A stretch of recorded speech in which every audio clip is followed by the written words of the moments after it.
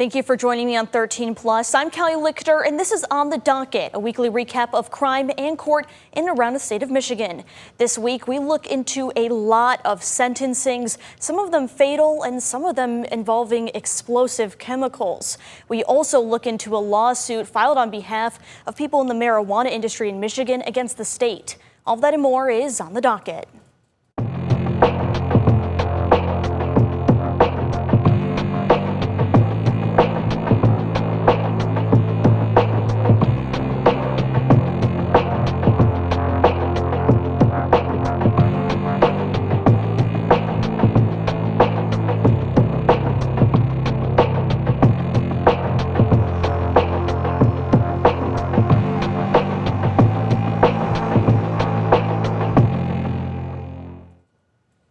A weekend shooting left a 17-year-old in Grand Rapids dead. Our Lauren Baker tells us how this teenager had a connection to another teenager killed more than a year ago. Youth activist Jamar Sterling, who was also the cousin of Samuel Sterling, confirmed that the 17-year-old victim was attending a birthday celebration for Amelia Penn, who died in the same area of this teen more than a year ago. A community is shaken up once again.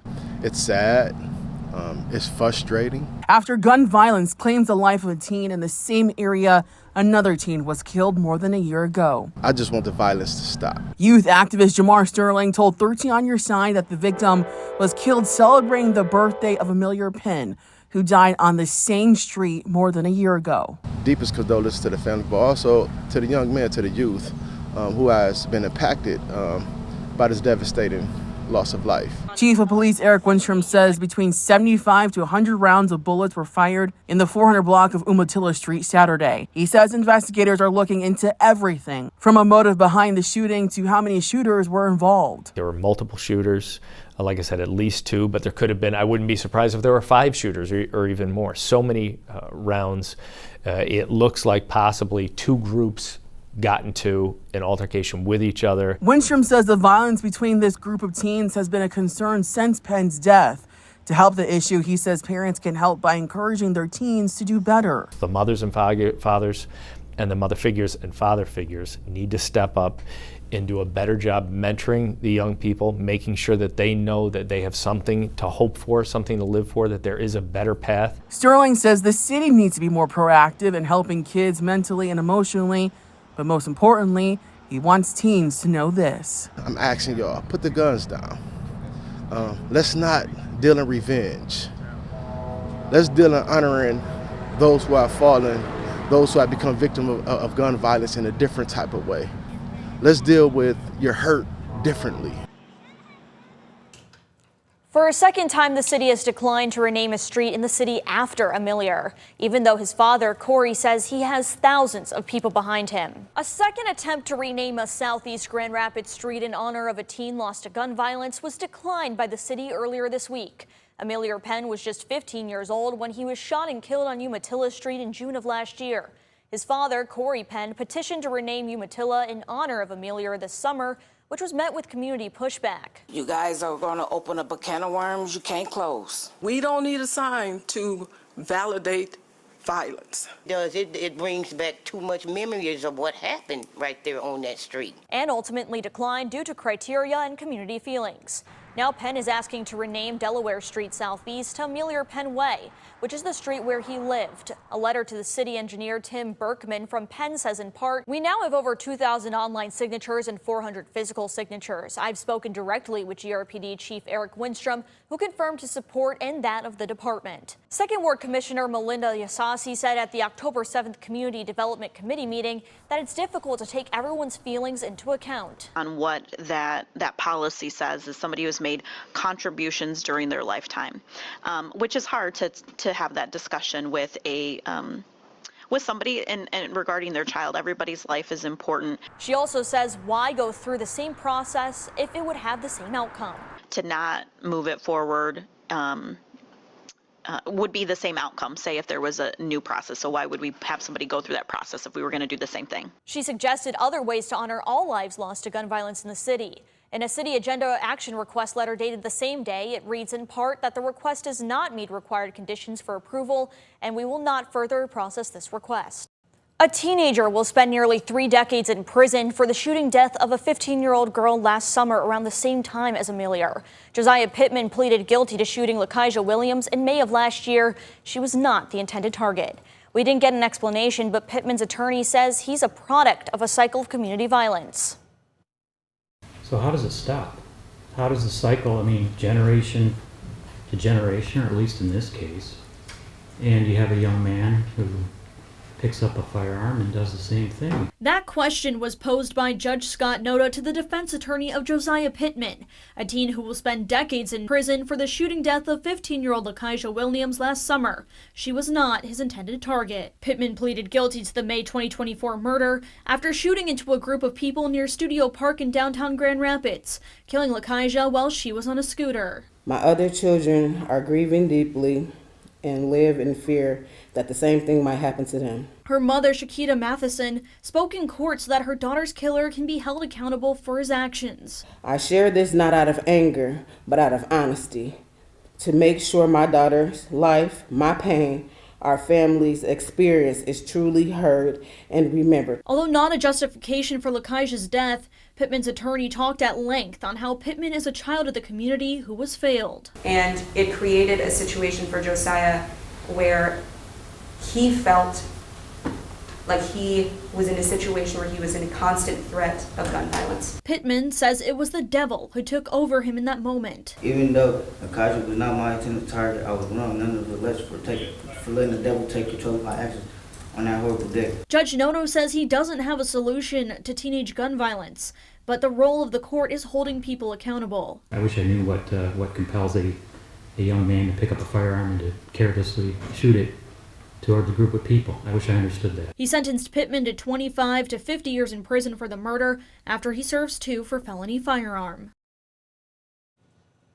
While we don't have time this week to bring you the full sentencing, you can see it all and the other sentences that we cover on this On the Docket in full on our website, 13onyourside.com right now. And Silent Observer is increasing the reward for information on a Muskegon County murder that happened more than 4 years ago. There is now a $2,500 reward for the location and arrest of Jamarius Brown. The Muskegon County prosecutor confirmed Brown and 2 others are suspects in a deadly US 31 shooting from 2021. Muskegon Township Police responded to a car crash on northbound US 31 in the Muskegon River Flats area in July of 2021. That's where they found Khaled Burt in a car with a single gunshot wound. 3 people are charged with the murder: Lennar Branch, Treshawn Wyrick, and Brown. Branch is currently in prison for another murder, but will have a jury trial for Burt's murder in December. Wyrick is being held on a $500,000 bond in the Muskegon County Jail, with a jury trial slated for February of 2026. Brown is still on the loose, having remained that way since charges were first brought against him in November of last year, leading to that $2,500 Silent Observer reward. Anyone with information on the case is asked to contact Silent Observer Muskegon. And next on the docket, a freedom of speech debate at a lakeshore town over chalk. And a man gets years in prison after a homemade boat trailer killed a woman last year. Free speech is on the agenda in the city of Douglas. It became an issue when a political group wanted to express themselves using sidewalk chalk. But some city leaders say writing on the pavement violates an ordinance related to the malicious destruction of property. Our Peter Elliott has our story now from Douglas. Here in Douglas, there is a lot of talk about chalk, debate about the use of chalk on sidewalks, both here at the bridge and also downtown. The question is, where does free speech end and city ordinances begin? Oh, it absolutely is. It's free speech. Speech on sidewalks. We'll hear from both sides and those in the middle. It's on the agenda at tonight's City Council meeting in Douglas. Since late August, members of Good Trouble Indivisible, a local political organization, have written messages in chalk on public sidewalks in downtown Douglas and the bridge connecting to Saugatuck. Great way to get out our messaging. And we have lots of tourism here, so it's a good way to reach a lot of people that we otherwise probably wouldn't reach. Jan Cohen believes her group is within its rights to chalk, but the Douglas Department of Public Works washed away the writings after the first occurrence. It's the epitome of a free speech situation. You know, we all honor, respect, and adhere to freedom of speech. And then when it translates into this type of display, you have to say, okay, Is this proper? Is it legal? Gary Donovan is on the city council. He says the issue boils down to interpretation of the city's code of ordinances and a particular section about, quote, malicious destruction of public property. Good Trouble Indivisible has continued to chalk the sidewalks 2 to 4 times every weekend. The group will be at tonight's meeting. Instead of taking the battle to the streets, I think it's a much better venue for people to be able to have a voice. Everybody gets 3 minutes, so you can stand up and say whatever's on your mind about it. We spoke with another city council member off camera. Matt Ballmer says the ordinance is content neutral. The item on the agenda is about ensuring that city staff feel supported to enforce the ordinance. Everybody's welcome to their opinion. We all know that. But in what manner do you display that is the question. And this is sort of a new thing that's come along. And we'll have more information about what is said at tonight's City Council meeting here in Douglas on air and online on our website, WZZM13.com. In Douglas, I'm Peter Elliott, 13 on your side. A man is sentenced to prison after a homemade boat trailer he was pulling with his truck detached and killed a woman last year. The man did apologize in court, but the judge said he shouldn't have been driving with the trailer in the first place. But it's like bubble gum and scotch tape that kept the trailer tongue in here. That's how an Ottawa County judge described the boat trailer that detached from Alejandro Chavez's truck, killing a 62-year-old woman just 1 day after her birthday before sentencing him. Chavez was found guilty on 6 counts back in September. Carmen Tirado and her niece Jessica Cintron were on a walk in July 2024 in Holland when a, quote, obviously defective trailer made by Chavez came loose from his truck, killing Tirado and injuring Cintron. Contrary to your attorney stating you took accountability during the trial, I beg to differ. It was essentially all about saving yourself. Cintron says her aunt was her best friend, and it was nothing but Chavez's actions that took her life. It was your choice to hitch up the boat to your truck. It was your choice to leave the scene of the crash. This was all you, and my family's paying the ultimate price for your poor choices. Losing Carmen was like losing a piece of his soul, read a statement from her husband of over 3 decades, Peter Tirado. I am left to face this planned future alone. A future that has been forever tainted by this tragedy. Chavez's attorney says Chavez takes full accountability for what he did, and it was pride that led him to think he had the skills necessary to weld a boat trailer for his friend, something Chavez reiterated. I did choose to drive. I did choose to not stay at the scene and horribly affect other people's lives and the community in a negative way. Judge John Holsing says while the crime was not malicious, driving with a trailer in that state was bordering on gross negligence. How you put that trailer together, it was bad to say the least. We had an expert witness testified who'd been a welder for 40 years. He said these weren't even welds. Chavez was sentenced to 6 to 15 years in prison for the accident. Chavez's attorney did ask to sentence below the guidelines like jail time or probation, but that did not happen. Next on the docket, we were in the courtroom when a man asked for leniency with his sentence for setting off a noxious gas in a mire and stealing. And we take a closer look at a lawsuit from people in the marijuana industry upset over a new state weed tax.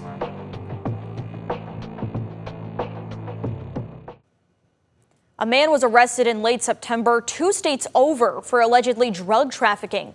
Police say those drugs were heading to Grand Rapids. Deputies in Illinois were able to intercept the cocaine before it made it onto Grand Rapids streets, but that's only a fraction of the illicit substances that still make it into the city.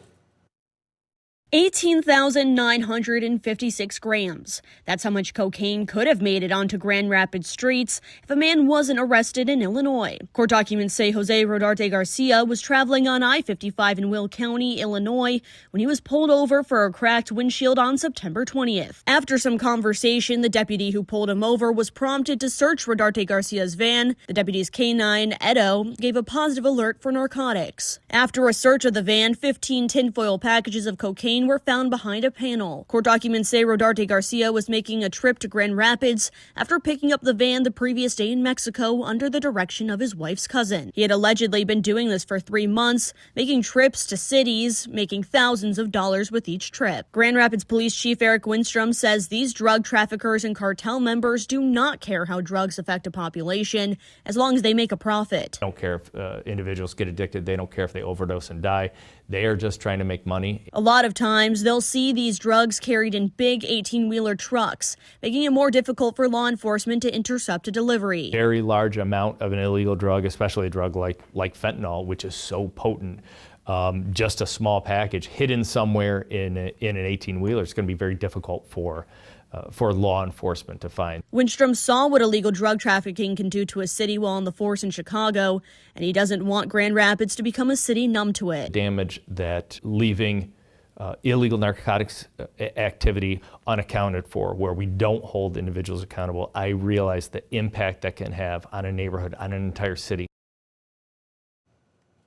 A man was given a hefty sentence for a retail fraud involving noxious gas at a Fruitport Meijer last year. Alexei Johnson was sentenced in Muskegon, and I was there in court to hear his full apology. Even though Johnson said he was not in the right state of mind when this crime occurred, the judge said it is more than just theft. It sent multiple people to the hospital. Despite asking for leniency, a man will spend up to 50 years in prison for using noxious gas in a Fruitport Meijer to create a distraction in order to steal merchandise from the store. Alexei Johnson was charged with placing an explosive device with intent to do harm and 2 counts of retail fraud. But when I look back, every single time I've gotten into trouble, I've been under the influence of drugs and alcohol. And this time is no different. Johnson addressed the court for several minutes, saying he was not well when the crimes occurred. I had been up for over a week on meth when I committed these crimes. He also says he was recently diagnosed with several mental health issues, including bipolar disorder and schizophrenia. The mental health conditions combined with heavy drug use. It was a recipe for disaster. He says hard times pushed him over the edge. Now that he's treating his conditions, it's like night and day, the difference being comparable to Dr. Jekyll and Mr. Hyde. He claims he never had an explosive device, only a smoke device, and asked the judge, I'm begging you to please give me one shot to prove I'm a better man. And if I mess up at all, I invite you to throw the book at me. But the prosecution disagreed, saying Johnson underestimated the situation, with several people being treated at the hospital. Johnson again said he was sorry and that he was in a state of manic psychosis. But Judge Annette Smedley agreed with the prosecution, saying it was much more than just retail fraud. It usually is you go in, you take, you leave, and we suffer as a community. As to charge 2 in this case, there was an explosive device placed. And sentenced him to 5 to 50 years in prison after he serves time for a parole violation. On top of his prison sentence, Johnson must also pay back money to Walmart and Meijer.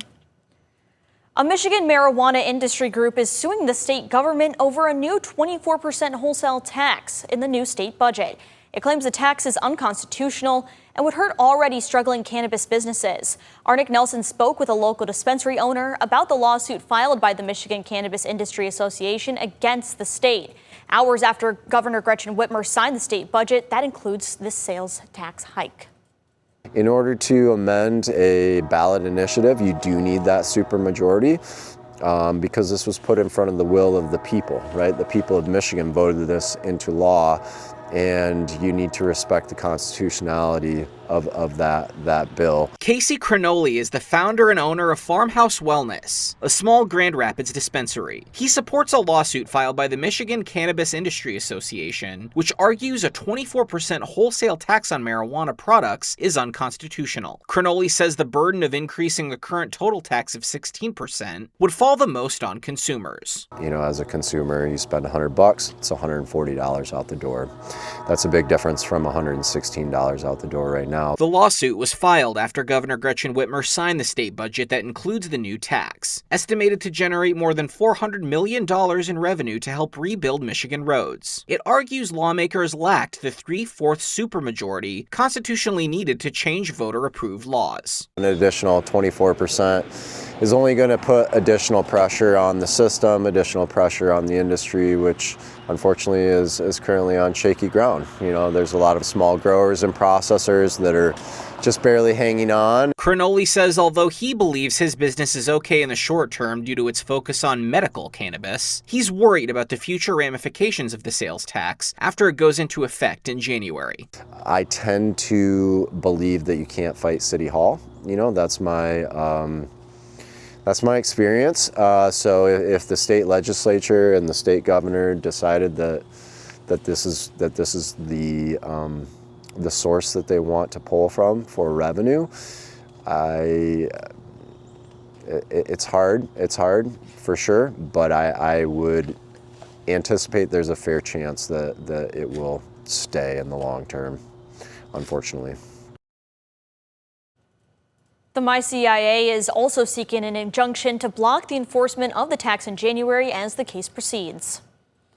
Thank you for joining me in this episode of On the Docket on 13 Plus. We have new episodes releasing every week, taking you into the courtroom for the latest updates and deep dives on crime in and around West Michigan. In the meantime, we'll bring you the latest on crime in court, both on air and online at 13onyourside.com. And when breaking news affects you and your community, we stream live on 13 Plus with what you need to know right when you need to know. We'll see you next time with updates on what's on the docket.